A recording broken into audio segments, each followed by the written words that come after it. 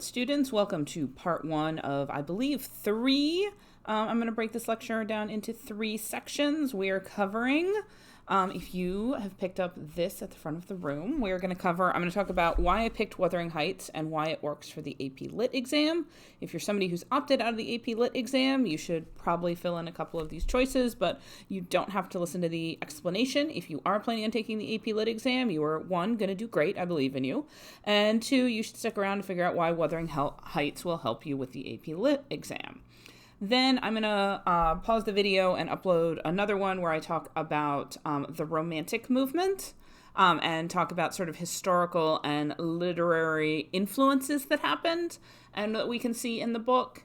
And then in a little third lecture, I am going to talk about the life and times of Emily Bronte, tell you at least one or two funny stories, tell you what the view looked like out of her house, and tell you two things you should be aware of before you start reading the book.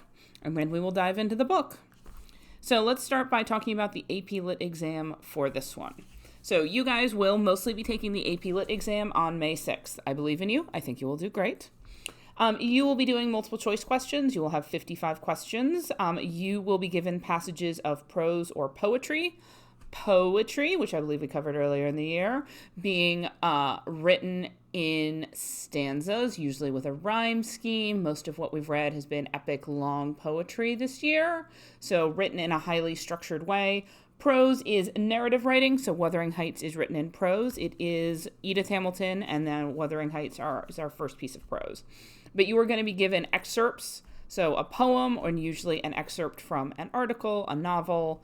It leans heavily, obviously, into fiction, sometimes even an excerpt from a play, and you will have to answer questions.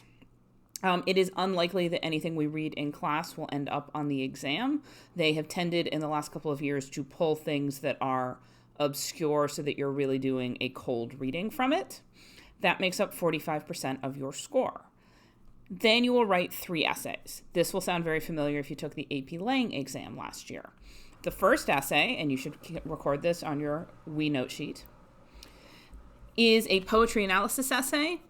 They give you a poem. They have tended towards modern meaning starting in the early 20th century, so 20th and 21st century poetry.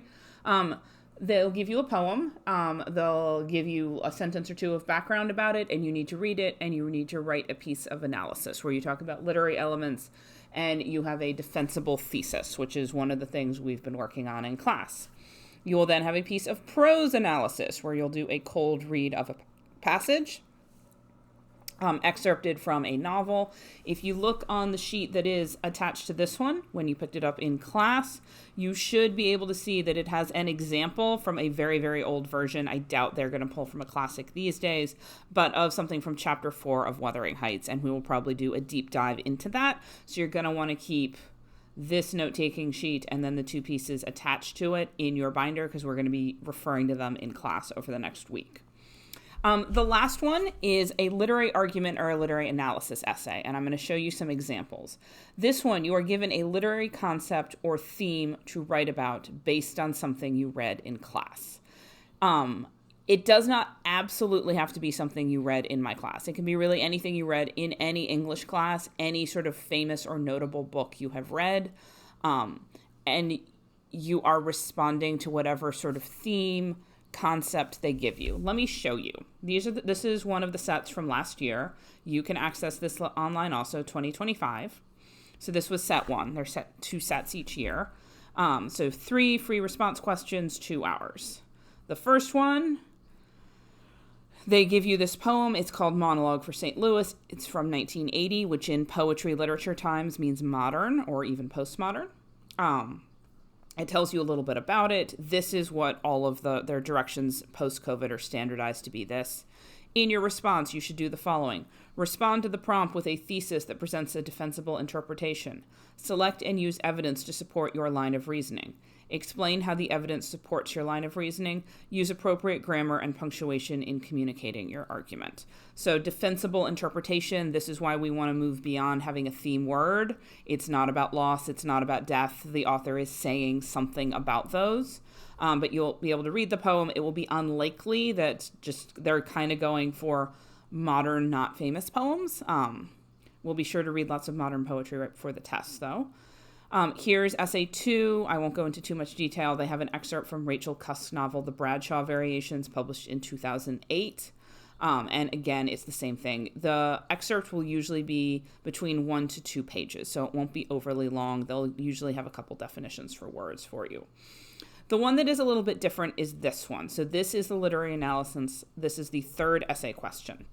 In many works of literature, characters may be significantly affected by memories of the past. A character may be inspired by the past, haunted by the past, unable to let go of the past, or motivated by the past to craft a better future. Either from your own reading or from the list below. This is really important. You are going to choose a work of fiction in which a character is significantly affected by memory. Then, in a well-written essay, analyze how the impact of memory on the character contributes to an interpretation of the work as a whole. Do not merely summarize the plot. These are the same directions as the others. So they will give you a list of books from the very extensive AP Lit list. I would like to point out that Wuthering Heights was on the exam last year.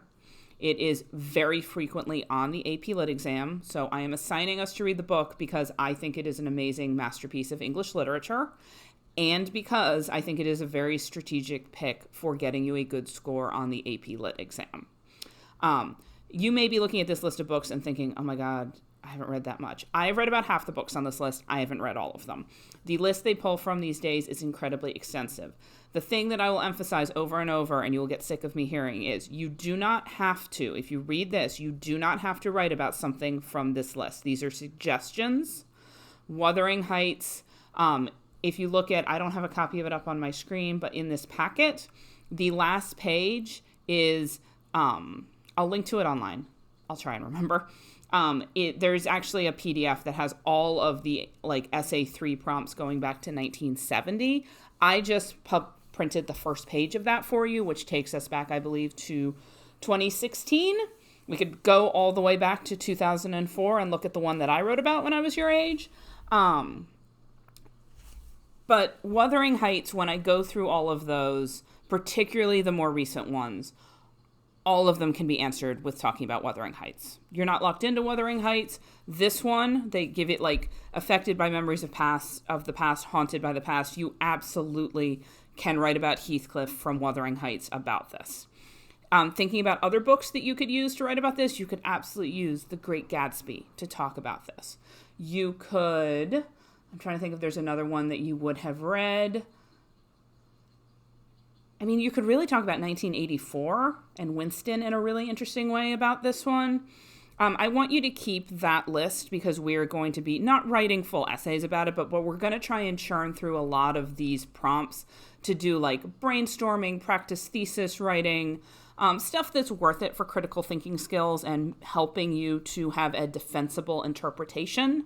The hardest thing as an English teacher I find is to move students away from just having theme words. It's about the past. It's no, what is Emily Bronte saying about our relationship with the past?